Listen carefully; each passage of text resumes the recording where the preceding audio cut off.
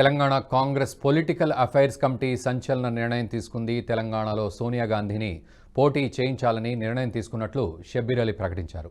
ఇక ఇదే అంశంపై పూర్తి అప్డేట్స్ మా ఎగ్జిక్యూటివ్ ఎడిటర్ శివప్రసాద్ లైవ్లో అందిస్తారు. శివప్రసాద్, చెప్పండి, ఇటు తెలంగాణ నుంచి సోనియా గాంధీ పోటీ చేయాలి అనే నిర్ణయం అటు పీఏసీలో తీసుకున్నట్లుగా తెలుస్తుంది. పూర్తి అప్డేట్స్. సాధారణంగా ఒక ప్రధానమంత్రి స్థాయిలో ఉన్నటువంటి వ్యక్తి తనకి ఎక్కడ బలంగా ఉందో ఆ స్థానంలో పోటీ చేయడం అనేది చాలా సహజమైనటువంటి విషయం. అది కర్ణాటక నుంచి కావచ్చు, లేకపోతే తమిళనాడు నుంచి కావచ్చు, లేదా తెలంగాణ నుంచి కావచ్చు, లేదా ఇంకో స్టేట్స్ నుంచి కావచ్చు. అక్కడ ఉండేటటువంటి కాంగ్రెస్ పార్టీ రాష్ట్ర నాయకత్వం ప్రధానమంత్రి ఈసారి ఇక్కడి నుంచి పోటీ చేస్తే ఖచ్చితంగా విజయం సాధిస్తారు అనేటటువంటి నమ్మకం ఉంటే ఆ మేరకు వాళ్ళ పొలిటికల్ అఫైర్స్ కమిటీలో వాళ్ళు దాన్ని తీర్మానం చేసి ఆ విషయాన్ని ఎవరైతే పోటీ చేస్తారో వాళ్ళకి ఇవ్వడం, పంపించడం అనేది సహజమైన విషయం. వాళ్ళని ఆహ్వానించి మా దగ్గర పోటీ చేయమని అడగడం కూడా చాలా సహజమైనటువంటి విషయం. అయితే సోనియా గాంధీని ఈ విధంగా పిలవడానికి ప్రధానమైనటువంటి కారణం ఏంటంటే, ఇటీవల జరిగినటువంటి రాష్ట్ర ఎన్నికల్లో కాంగ్రెస్ పార్టీ విజయం సాధించింది, అధికారాన్ని కూడా చేపట్టింది, గవర్నమెంట్ని ఫామ్ చేసింది. ముఖ్యంగా పట్టున్నటువంటి రెండు ప్రాంతాలు కనుక చూసుకున్నట్టయితే నల్గొండ, ఖమ్మం రెండు కూడా చాలా బలంగా కాంగ్రెస్ పార్టీని సపోర్ట్ చేసినటువంటి నేపథ్యాన్ని మనం చూసాం. ఖమ్మం నుంచి కేవలం ఒకళ్ళు మాత్రమే, ఒకే ఒక వ్యక్తి కాంగ్రెస్కి వ్యతిరేకంగా అక్కడ విజయం సాధించారు. నల్గొండలో కూడా ఒకే ఒక వ్యక్తి కాంగ్రెస్కి వ్యతిరేకంగా విజయం సాధించారు. ఇలాంటి నేపథ్యంలో ఈ రెండు జిల్లాలకు సంబంధించి ఉన్నటువంటి నియోజకవర్గాల్లో ఏదో ఒక చోట నుంచి సోనియా గాంధీని పోటీ చేయించే ఉద్దేశం రాష్ట్ర నాయకత్వానికి ఉంది. ఆ మేరకే వాడు దాంట్లో తీర్మానం చేసి దాన్ని సోనియా గాంధీకి, కాంగ్రెస్ పెద్దలకి, మల్లికార్జున ఖర్గేకి అందరికీ కూడా ఈ విషయాన్ని పంపిస్తారు, తెలియజేసి వాళ్ళు లిఖితపూర్వకంగా ఇక్కడి నుంచి పంపిస్తారు. దానికి ఆమోదం కనుక తెలిపితే ఇక్కడి నుంచి సోనియా గాంధీ ఈసారి పోటీ చేసేటటువంటి అవకాశం ఉంటుంది. ఈ సహజమైనటువంటి ప్రక్రియే. తెలంగాణ ఇచ్చింది సోనియా గాంధీయే అనేటటువంటి ప్రచారం జరిగింది కాబట్టి ఇప్పుడు సోనియా గాంధీని తెలంగాణ తల్లిగా ప్రొజెక్ట్ చేస్తున్నారు కాబట్టి ఆవిడ ఇక్కడి నుంచి పోటీ చేస్తే బాగుంటుంది.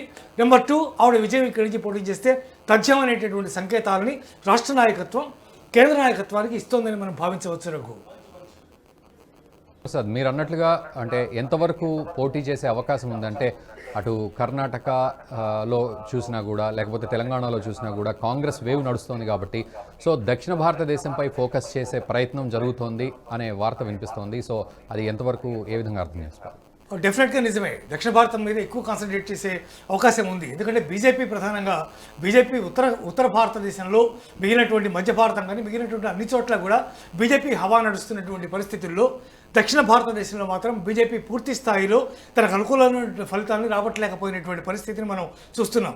కర్ణాటకలో గతంలో బీజేపీ అధికారంలో వచ్చినప్పటికీ కూడా మళ్ళీ దాన్ని పోగొట్టుకుంది, కాంగ్రెస్ మళ్ళీ దాన్ని హస్తగతం చేసుకుంది. ఇలాంటి నేపథ్యంలో దక్షిణాది మీద కాంగ్రెస్ ఎక్కువగా కాన్సన్ట్రేట్ చేయడంలో పెద్ద ఆశ్చర్యకరమైనటువంటి అంశమేమీ లేదు.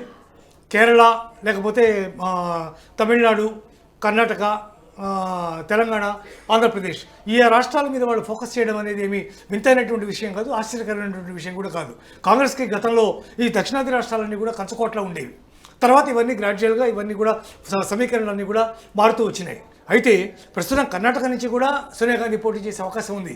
కానీ కర్ణాటకలో ఈ అమలు సంబంధించి అంటే వాళ్ళు ఏదైతే పథకాలు అక్కడ ప్రవేశపెట్టారో ఆ పథకాలన్నీ కూడా పూర్తి స్థాయిలో అమలు కావట్లేదు అనేటటువంటి ప్రచారం తీవ్రంగా కర్ణాటకలో జరుగుతోంది. కర్ణాటకలో కాంగ్రెస్ గెలిచి కూడా చాలా కాలం అయింది కాబట్టి అక్కడ ఆవిడ కొంత వ్యతిరేక పవనాలు కూడా ఇచ్చే అవకాశం అక్కడ ఉంది.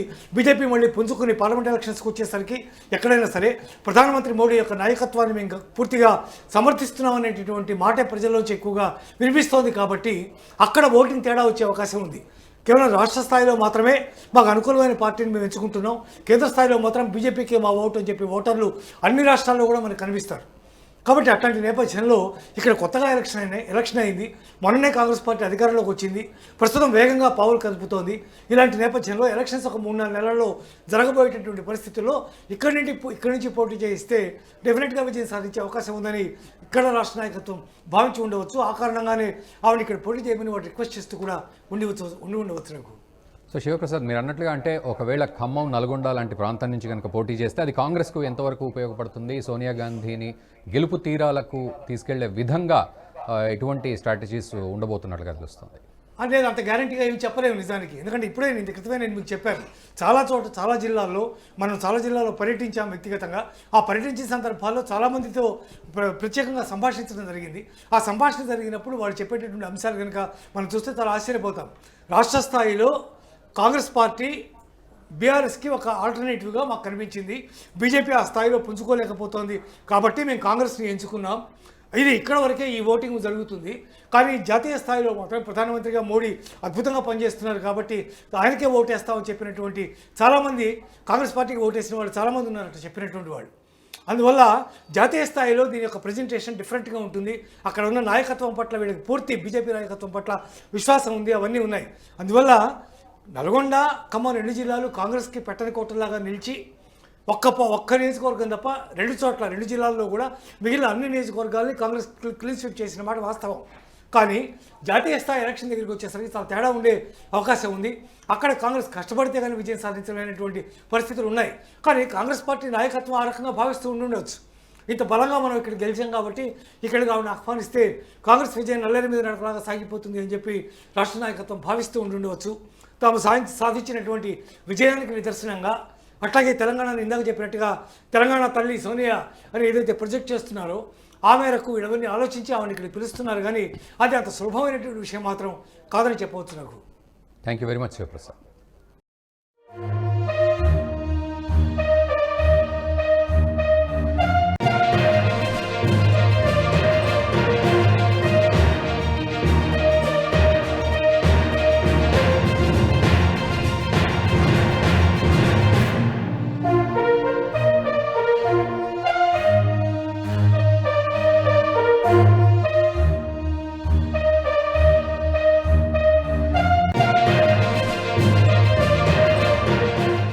ఈ వీడియో మీకు నచ్చినట్టయితే లైక్ చేయండి, 10 మందికి షేర్ చేయండి. అలాగే కామెంట్ల రూపంలో మీ అభిప్రాయాలను మాతో పంచుకోండి. Nationalist hub group of channels ను సబ్స్క్రైబ్ చేసుకుని తెలుగునాట జాతీయవాద జర్నలిజాన్ని ప్రోత్సహించండి. ఈ వీడియో కింద ఉన్న బెల్ ఐకాన్ పై క్లిక్ చేయడం మర్చిపోవద్దు.